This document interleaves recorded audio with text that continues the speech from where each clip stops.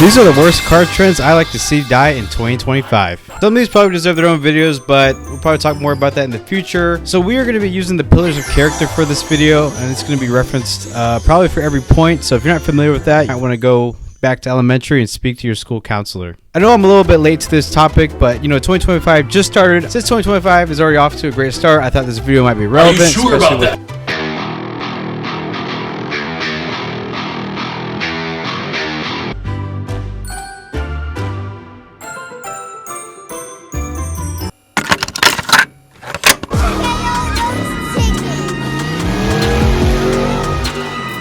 Street takeovers. If you watch any news or social media, you're probably well aware of what this is, but in case if you don't, it's basically where a bunch of people gather around in a busy intersection, not even busy, just any intersection really, but they tend to be larger ones, so I guess they're kind of busy, but they quite literally take it over. They gather around, take a bunch of cars, generally stolen, and they just do a bunch of donuts and burnouts, and no one can get through.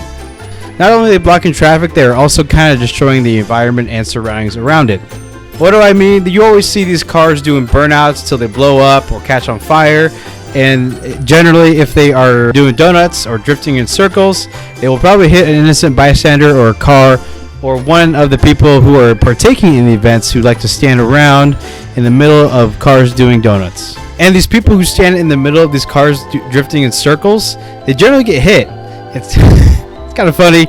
I mean, it's always bad when someone gets hurt, but I mean, if you're partaking in these events, you might want to seek counseling. You also kind of see how these bystanders that aren't even trying to get involved in this type of stuff, they usually get caught by a stray bullet or they get caught by a stray car. I think there was actually a viral clip of someone trying to stop one of these events. What ended up happening is they got jumped instead. And I get it, they're trying to, you know, make the event, you know, stop, but it is really tough for a single person to stop an entire mob of people. Which jumping, by the way, is the ultimate bitch move. Like, imagine you are just trying to get home from work and you just happen to have one of these takeovers happen like 10 or 15 minutes away from home, and you just can't get home, and you just gotta sit there and wait till it ends, or hopefully the police comes in and disperses it, which generally doesn't really happen. I mean, that's why most of these takeovers even happen. I think some of these states that let it happen might need to hire out Georgia State Patrol, because those guys those guys do not let this shit kind of happen.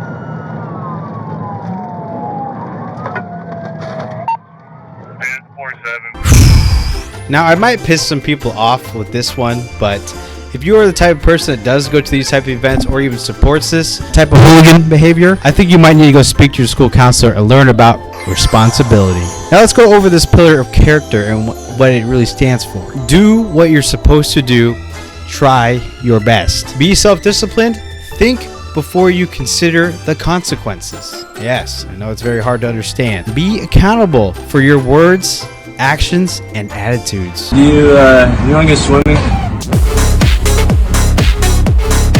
Swimming. So this is something I saw that started to gain traction this year. I think especially with social media. I think with a lot of people posting these on Instagram or YouTube. It's basically where a bunch of people go and cut it up in traffic. They swim through the traffic, try to get to A to B as fast as they can. I don't think their destination necessarily matters. I think what they're really trying to do is get clout to show how good of a driver they think they really are, and they're really just putting a bunch of other people's lives at risk. Like, I'm sure this takes some level of skill, but guys, come on, can we just like keep on the track? Like, I know a lot of things I've heard about track days are that, well, there aren't many racetracks around me.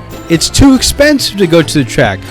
Well, the reality is, if you can't afford to go to the track, you really can't afford to be putting other people's lives at risk.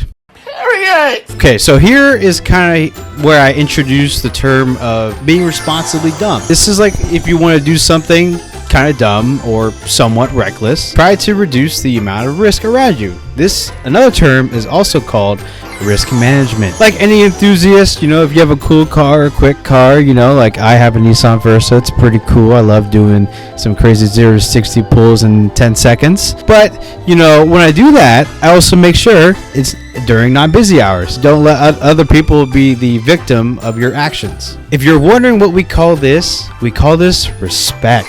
Follow the golden rule. Be accepting of other people's differences. Be courteous to others.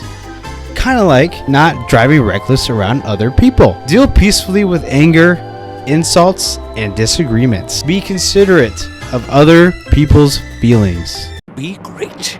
Behold!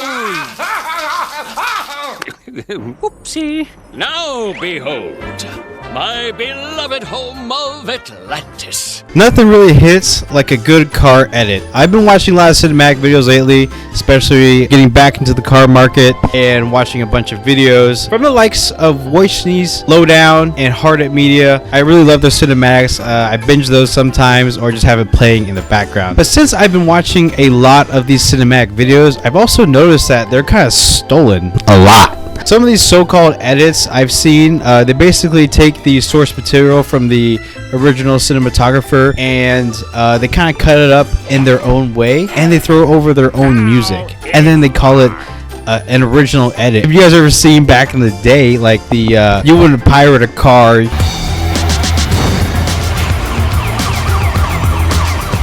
but you gotta get the idea. But when I was watching these clips, these would surface. I'm pretty sure I've seen this before. Like, I'm not crazy, you're crazy. I've seen this before, and I know you didn't make it. Like, are they technically different edits? Yes. But is the source material filmed on their own? No. It should at least be crediting the original edit or cinematographer who captured the film. I don't know if you guys remember in English class, but you couldn't just, pull out random facts out of your ass. You had to, at the end, put your references. But what if these videos get millions of views or hundreds of thousands of views? But you should still give credit to the person who captured the film and original content in the first place. Otherwise, it wouldn't be fair. And speaking of fairness, play by the rules. Take turns and share. Be open-minded. Listen to others. Don't take advantage of others.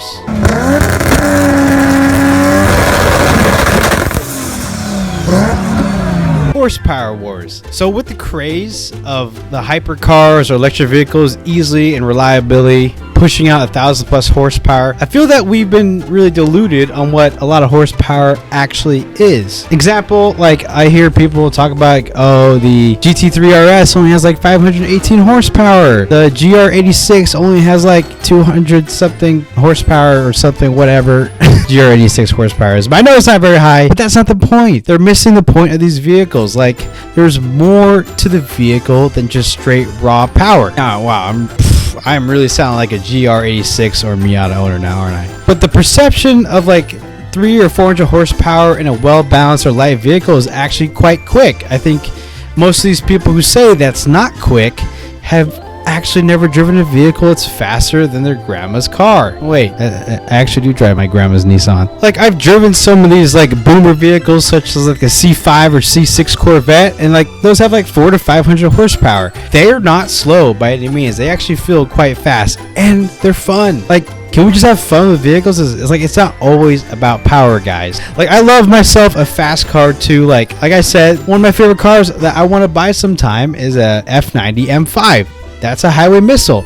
But I know that's a highway missile. I know the point of that car is to be fast in a straight line in luxury. It can take corners, but like, that's not the point. Its point is to be fast, luxurious. Even if you did have a lot of horsepower, like 700 or 800 horsepower, you can't really put that horsepower down legally like for that long. You can do a 0 to 60 like 2-3 seconds, boom, right to jail, right away. I don't advocate for speeding. I totally don't speed ever. And if you're like a Hellcat or Demon owner, you can't even put this power down anyways.